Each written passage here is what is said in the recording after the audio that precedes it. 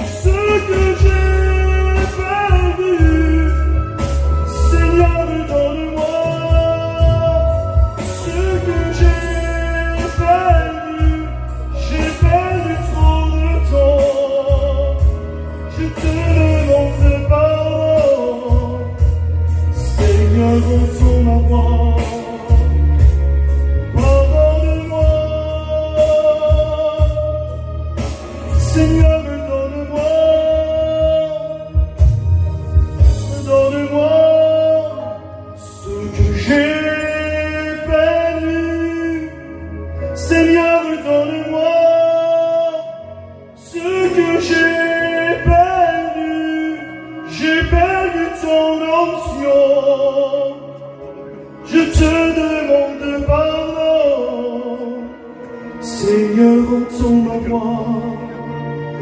Pardonne-moi.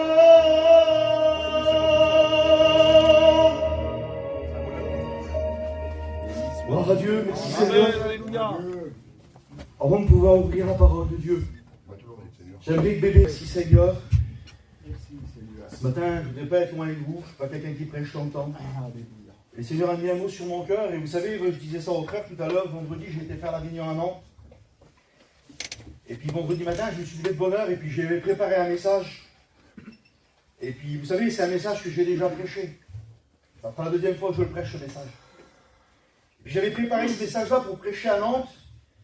Et puis j'ai pris ma voiture, et puis quand je roulais pour aller à Nantes avec la petite équipe qu'on a été, et puis tout le long de cette route-là, le Seigneur, il me parlait à mon cœur.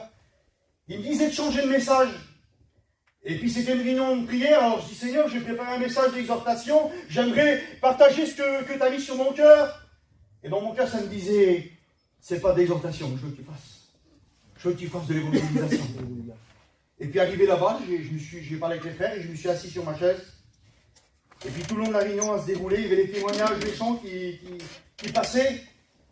Puis à un moment de monter là en haut, j'ai pris un message et puis j'ai prêché ce que le Seigneur a voulu que je prêche. J'ai fait de l'évangélisation. Et quand j'ai fait cette évangélisation-là, j'ai dit, Seigneur, est-ce que vraiment c'est toi? Est-ce que vraiment c'est toi qui as parlé à mon cœur? Et puis, quand j'ai évangélisé, j'ai fait un appel, tout serviteur de Dieu. Et quand j'ai fait cet appel, il y a 4 personnes qui s'est donné à Dieu.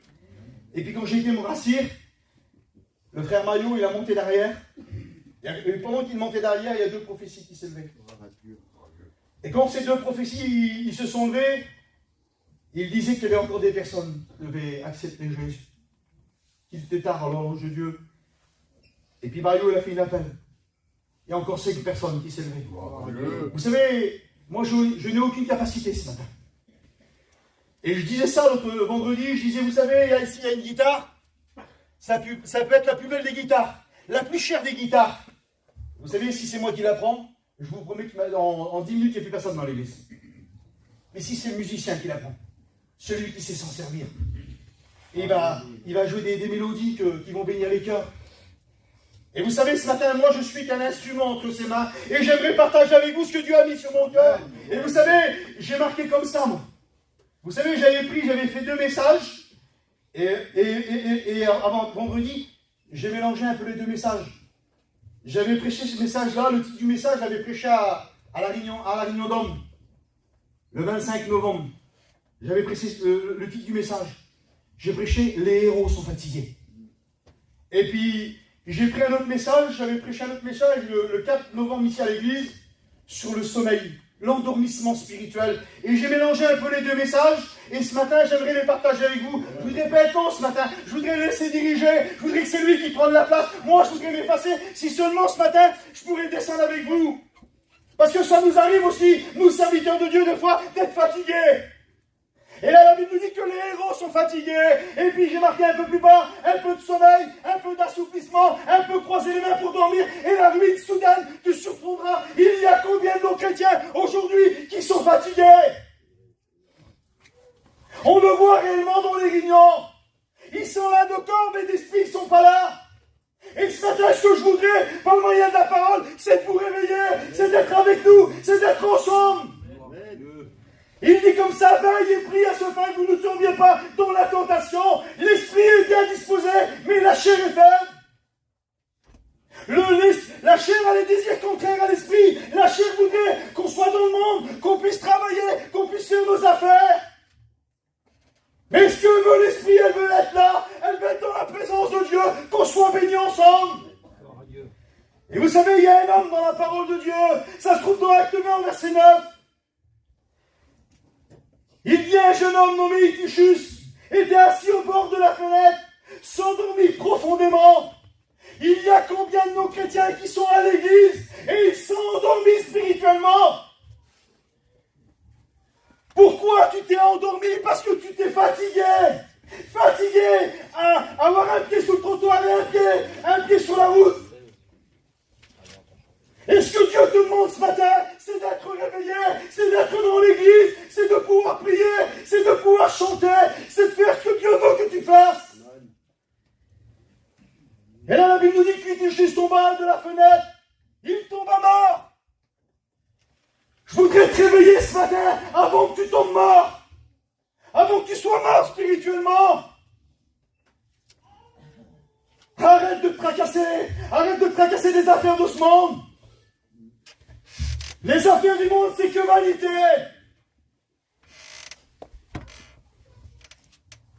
Et vous savez, j'ai chanté ce cantique. L'histoire de Samson. Parce que je voudrais vous en parler un peu ce matin. Vous savez, Samson, c'était l'homme consacré dès son plus jeune âge. Il était consacré à Dieu. Cet homme, c'est un homme exceptionnel. Samson, c'était pas moi, Samson. La Bible nous dit que quand l'Esprit de Dieu agitait Samson, il était capable de faire des exploits. Il a pu tuer 1000 hommes avec une mâchoire d'âne. Quel homme que c'était, Samson. La Bible nous dit que quand l'Esprit de Dieu agitait Samson, il était capable d'attraper 300 renards à la course. La Bible nous dit aussi que quand l'Esprit de Dieu agitait Samson, il a pris les portes qui faisaient plusieurs tonnes, il les a amenées sur la montagne. Samson, c'était pas moi. Mais un jour, cet homme consacré, cet homme qui est un homme de Dieu, que Dieu se serve de lui pour libérer le peuple d'Israël, il était juge. C'était pas n'importe qui, Samson. Un jour, cet homme a failli. Ça arrive de fois de vouloir baisser les bras, de vouloir arrêter la course, parce qu'on est fatigué parce que le monde d'aujourd'hui nous accable.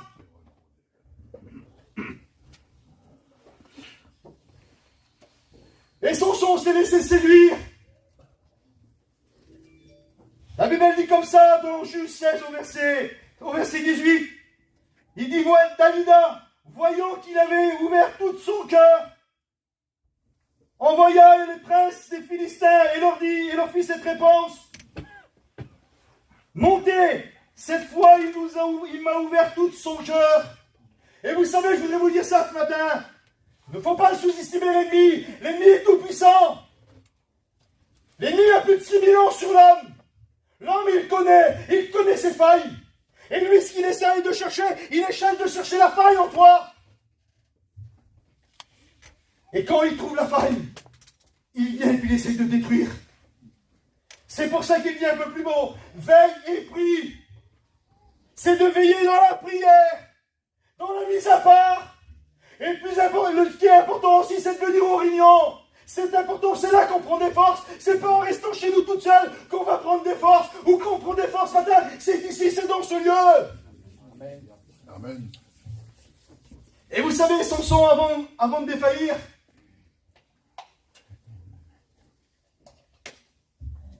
Samson n'a pas défailli comme ça. Je l'ai chanté. Il a passé près de ce lion. Il a mangé le miel qu'il y avait en lui, mais Samson n'y avait pas le droit de toucher ce lion. Il n'avait pas le droit, Samson. Et vous savez, un peu plus loin, quand il vit Dalila, la Bible nous dit comme ça. Elle lui posa la question, Samson, d'où vient ta force? D'où vient ta force, Samson? Et là, on voit que Samson a commencé à pratiquer un peu le mensonge. Il dit, lis-moi avec des cordes fraîches. Et tu verras, je vais perdre ma force. C'est tout doucement qu'on dégrade. On tombe pas du jour au lendemain. Il y a des choses qui nous font dégrader dans notre vie. Et ce qui nous fait dégrader, c'est la fatigue spirituelle. Quand on n'a plus cette onction, quand on n'est plus en communion avec lui, quand on est tout seul dans notre coin, et voilà ce que l'ennemi veut faire, il veut te mettre de côté, il veut t'isoler. Et vous savez, quand on prend un lion dans la savane, qu'est-ce qu'il fait? Il ne va pas s'attaquer à l'animal qui est en pleine force, il va s'attaquer à celui qui est malade, celui qui est fétiche. Et voilà ce que l'ennemi fait. Il essaye de t'isoler. Et comment qu'il t'isole? Il essaye de te mettre un peu devant la télé. Regarde la télé, ne prie plus. Tu prieras tout à l'heure. Et puis après tu t'endors et tu pries plus. Et tu loupes un peu la prière. Tu loupes un peu la lecture de la parole de Dieu. Tu loupes un peu la mise à part. Tu loupes des réunions. Vous savez, moi ça m'est arrivé. Je me suis converti très jeune. Ça fait 25 ans que j'ai passé par les eaux du baptême ici, moi. Et puis, j'ai été chrétien, j'y suis. Mais tout doucement, ça ne s'est pas fait d'un jour au lendemain. Tout doucement, j'ai commencé à louper quelques réunions. et de louper quelques réunions, j'ai commencé à me retrouver au fond de la salle. Et du fond de la salle, j'y étais plus dans la salle. Parce que l'ennemi sait si bien y faire. C'est pour ça que je te dis ce matin, ne le sous-estime pas. Il est puissant. Et ce qui est le plus important, c'est que nous avons un Dieu qui est tout puissant. Il peut te délivrer de la patte du lion. Et vous savez, j'ai mis comme ça, moi. Quand Dalila a endormi Samson, il dit un peu au verset 19, elle l'endormit sur ses genoux et commença ainsi à le dompter. Et quand l'ennemi nous met la main dessus, quand il commence à nous faire tomber, il commence à nous dompter. Et comment il commence à nous dompter? Il nous donne des choses qui n'est pas bon pour nous. Il nous donne des choses pour essayer de plus en plus de nous éloigner. Et puis vous savez, quand on s'éloigne beaucoup, on dit on verra plus tard. Et vous savez, c'est ce que je me suis dit moi un jour. On verra plus tard. Ce matin, c'est peut-être une mise en garde que je vous fais. Et puis peut-être ce matin, il y a peut-être des chrétiens qui sont dans l'auditoire, qui sont fatigués spirituellement. Et puis Seigneur, ce matin, il voudrait te redonner les forces que tu as perdues. J'ai pris une autre histoire, et vous la connaissez cette histoire, c'est l'histoire de Jonas. Il dit comme ça, Jonas descendit au fond du navire. Il se coucha et s'endormit profondément. Voilà ce qu'on fait quand on s'isole, quand on se met dans un coin, tout seul, parce que la Bible dit, je l'ai marqué un peu plus loin, qu'il est doux et agréable pour des frères de demeurer ensemble. C'est là que l'Éternel envoie la bénédiction. C'est pas bon de s'isoler. On le voit à travers cet homme, Jonas, qui avait désobéi à Dieu. Il dit, s'endormit profondément. Le pilote s'approcha de lui, il lui dit, pourquoi dors-tu? Lève-toi, invoque ton Dieu peut-être. Voudra-t-il penser à nous? Et nous ne périrons pas. Le pilote ce matin, c'est Jésus. C'est lui qui a cette réunion en main ce matin. C'est lui qui dirige tout. Et puis ce matin, il te dit, pourquoi dors-tu? Pourquoi t'assoupis-tu? Réveille-toi, il n'est plus le temps de dormir. Je reviens. Alors ce matin, réveille-toi. Si tu t'es endormi spirituellement, si tu t'es assoupi, réveille-toi ce matin. Il n'est plus le temps de dormir. Jésus est à la porte, Jésus revient. Amen. Vous savez des fois ce qui fait qu'ils nous ont quand on s'endort. Je l'ai marqué ce verset-là. Et c'est un verset, j'aime bien citer, Proverbe 12, 25. Il dit que l'inquiétude dans le cœur de l'homme là-bas, tu es peut-être rentré dans ce lieu abattu par les problèmes, les soucis, les choses de la terre, les choses de la vie, dans ton foyer, avec tes enfants, l'inquiétude est rentrée dans ton cœur. Et vous savez ce que veut dire inquiétude? Agitation, angoisse, anxiété, préoccupation, crainte, peur, souci, tourment, tracas. Il y a combien de chrétiens qui vivent comme ça, avec de l'inquiétude dans leur cœur? Et vous savez, le verset continue. Il dit l'inquiétude dans le cœur de l'homme là-bas, mais une bonne parole. Ce matin, par moyen de sa parole, Dieu va enlever l'inquiétude de ton cœur. Et vous savez, le contraire de l'inquiétude, c'est ça. C'est le calme, c'est la paix, c'est le repos, c'est la tranquillité. Voilà ce que Dieu veut mettre dans ton cœur. Il veut mettre la paix où il n'y a pas la paix. Il veut la mettre ce matin. Et vous savez, l'ennemi est rusé. J'ai pris une autre histoire dans la parole de Dieu, et ça se trouve dans Matthieu 8 au verset 23. Vous la connaissez cette histoire. Il dit comme ça, il monta dans une barque. Jésus monta dans une barque, ses disciples le suivirent, et voici sur la mer se leva une grande tempête. Que la barque était couverte par les flots. Et lui, il dormait. Les disciples s'étant approchés, le réveillèrent et dit, Seigneur, sauve-nous, nous périssons. On voit que là, que Jésus dort. Et je voulais te dire ce matin, l'ennemi arrive à te faire croire que Jésus s'est endormi dans ta vie. L'ennemi arrive à te faire croire que Dieu n'écoute plus ta prière. La Bible dit que ni ne sommeille ni ne dort. Celui qui te garde, il ne dort pas. Il est auprès de toi, il écoute ta prière ce matin.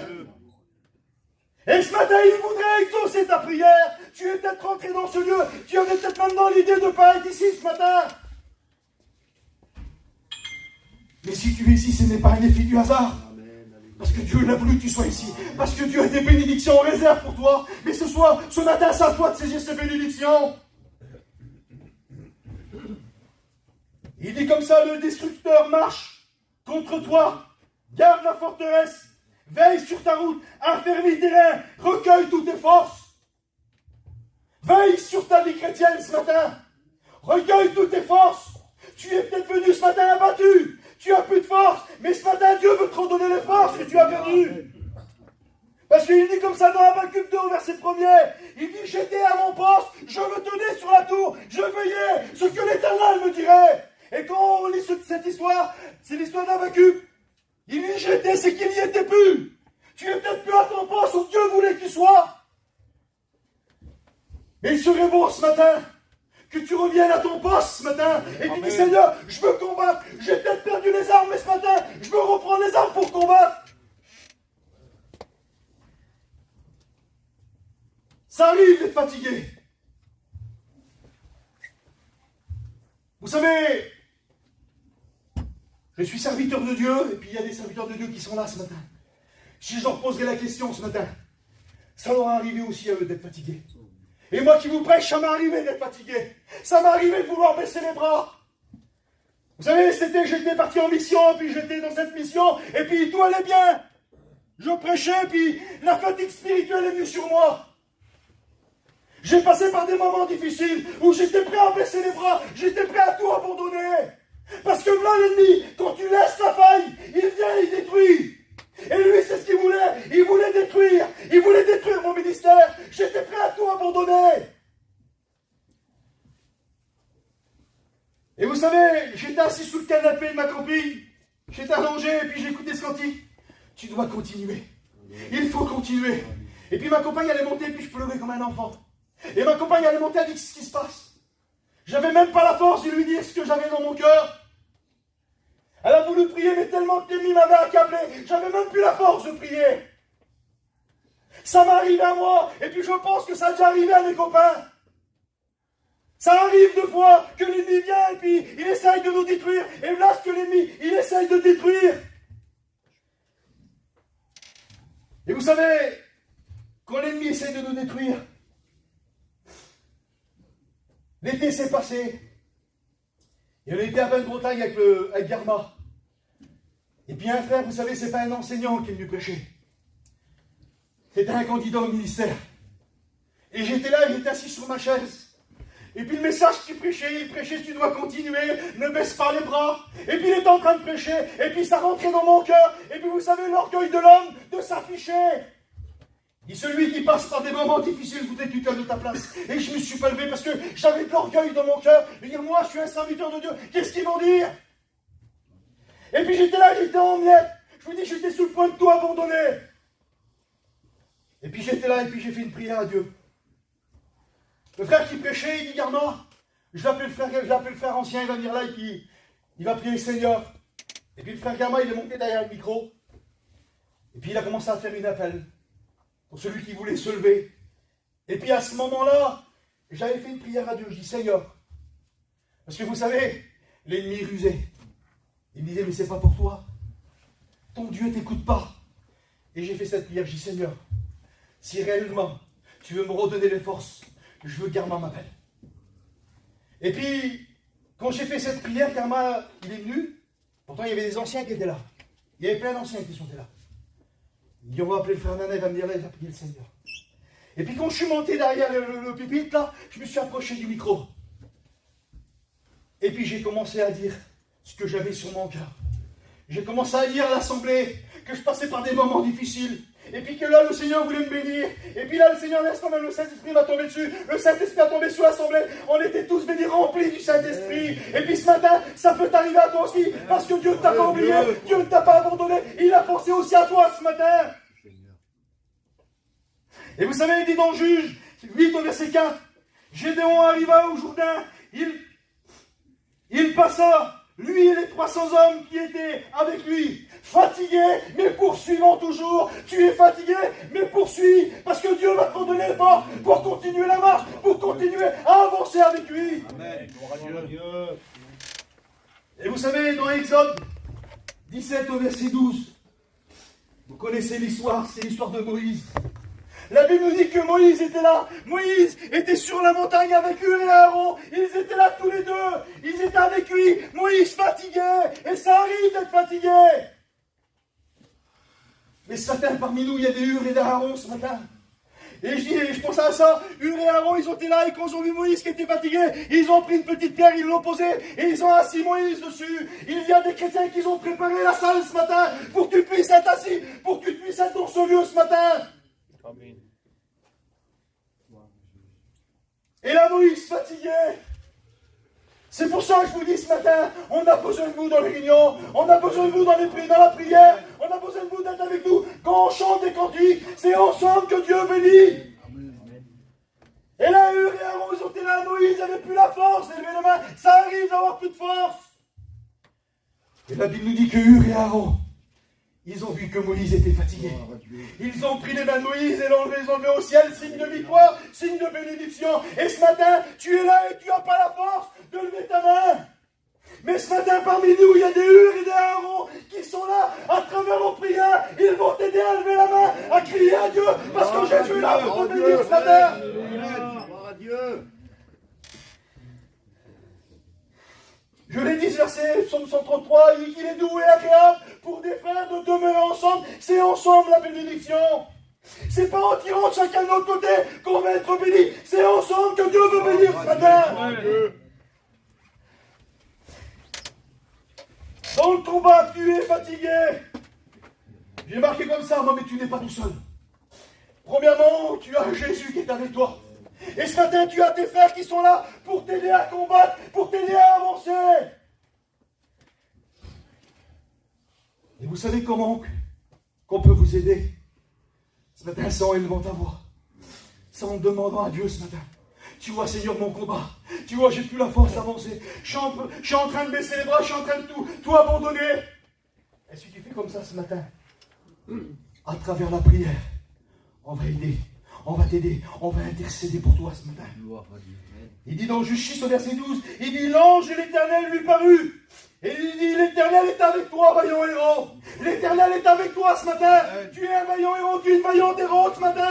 Tu étais là, tu étais vaillant, tu priais, tu chantais pour l'Éternel. Et puis depuis quelques semaines, depuis quelques mois, tu as plus la force. Mais ce matin, je te dis l'Éternel est avec toi, vaillant héros. Il est avec toi ce matin. Il dit au verset 14, et l'Éternel se tourna vers lui et lui dit, va avec les forces que tu as. Va avec les forces que tu as. Parce que ce matin, Dieu veut te redonner les forces. Mais il dit comme ça, l'Éternel lui dit, mais je serai avec toi. Tu n'es pas tout seul dans ton combat. Deux fois, ça arrive. Ça arrive ce matin. De croire qu'on est tout seul. Vous savez, si on met un poids de 100 kilos ce matin par terre, moi tout seul, je vais le lever 100 kilos.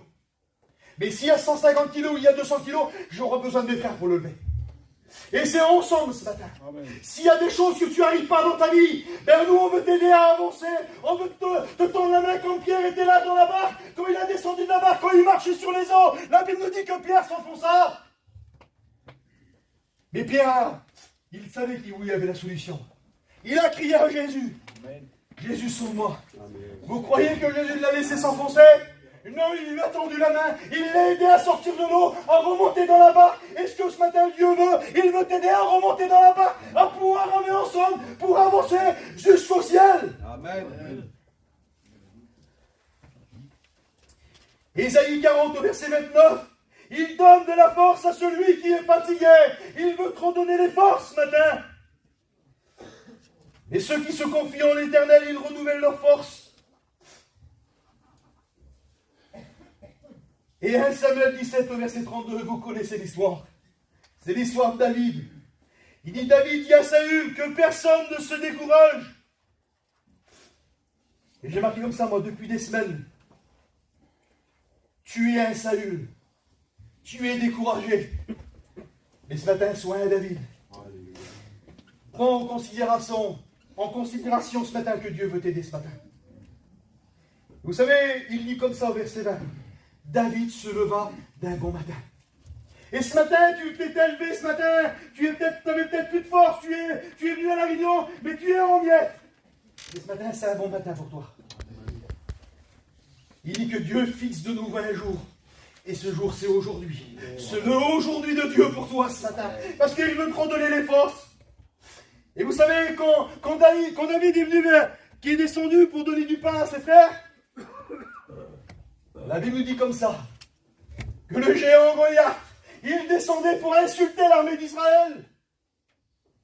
Excuse-moi de ce que je vais te dire ce matin. Depuis combien de semaines, depuis combien de mois, l'ennemi est en train de t'insulter, te dire tu n'arriveras pas, tu es un bon à rien. Et vous savez ce que David a fait? Et c'est là qu'il a dit à Saül que personne ne se décourage. Parce que David, à ce moment-là, il n'a pas compté sur ses propres forces à lui. Il a compté sur les forces que Dieu allait lui donner. Il dit à Goliath, tu marches contre moi avec l'épée, la lance et le javelot. Mais moi, je marche contre toi au nom de l'Éternel. Tu peux avoir une montagne devant toi. La montagne du découragement, la montagne du problème. Et c'est un géant Goliath qui est en face de toi. Mais si tu fais confiance à Dieu ce matin, tu vas pouvoir le terrasser.